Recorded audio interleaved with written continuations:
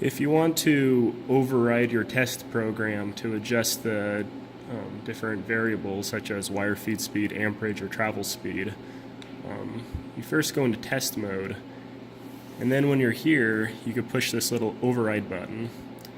You'll notice that right now I could I could turn up and down the wire feed speed. So you could turn that up and down as it's welding to adjust to make the parameters exactly what you want them. You could change that to travel speed, and also you could change that to the voltage. And as it's welding, you can adjust it. And you'll notice that the wire feed speed, the speed, and the voltage, right now it'll adjust it by 1 volt or 25 wire feed speed. And if you want to adjust that, just click this bottom button right here.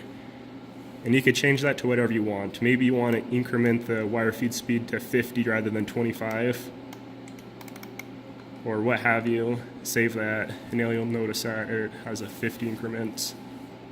And also, while it's going, if you want it to save the changes you made at the end, leave this little icon as is. But if you want to play around with it, but you don't want it to change your program at all, you could click F4. And when you see that little icon there, it means that it will not override your program. It'll go back to the way it was when you're done adjusting.